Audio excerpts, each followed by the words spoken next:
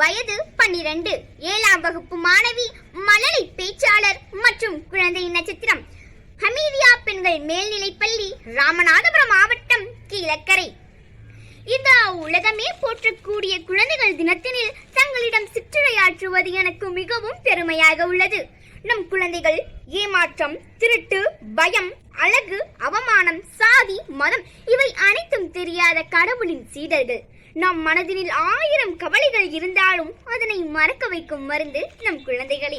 புன்னகை அள்ளித் திணிக்கும் நம் குழந்தைகளை காணுகையில் அந்த தெய்வமே நீரில் வந்து நமக்கு ஆசீர்வாதம் தருவது போல் பேரின்பம் அடையும். கவிதை வரிகள் யாவும் தோற்று போகும் கண்ணே, மயக்கும் முந்தன் மழலை சொற்களின் முன்னே குழந்தை கண்ணே. துவண்டு இருப்பவரை தொட்டு தழுவும் ஓர் உயிருள்ள கடவுள் குழந்தை. அதிகாலையில் நாம் காணும் பூக்களையும் மிஞ்சி விடுகின்றது இன்ப குழந்தைகளின் இனிய புன்னகை.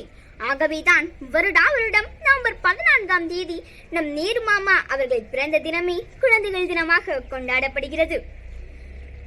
ஒரு குழந்தையை கருவினில் சுமக்கின்ற தாய்க்கு இந்த உலகினில் தாய் என்கின்ற பெரிய வரத்தினை கொடுப்பவர்கள் நம் குழந்தைகள் தான்.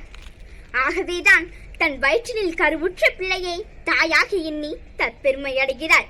செல்வத்துள் செல்வம் குழந்தை செல்வம். ஒரு சொல் பேச்சினிலே உள்ளம் மகிழ வைத்து கள்ளமிலா சிரிப்பினிலே நெஞ்சம் நெகிழ வைக்கும் மழலை குழந்தைகள் தான் நம் நாட்டின் எதிர்கால தூண்கள். மல்லிகை மலர்ந்தது போல குழந்தையின் பூவிதழ். புன்னகை கண்டு கல்லாக இருக்கும் மனமும் கரையுமே கண்முன்னே. கிழக்கே உதிக்கும் சூரியன் கூட தோற்று போகும் நொடிக்கு நொடி உதிக்கும் குழந்தையின் சிரிப்பிற்கு முன்னால். நீ பேசும் வார்த்தையாவும் அத்துணை இனிமை. உன் உதட்டிக்கிண்ணம் ஓரம் தேன் வடிவதாலோ.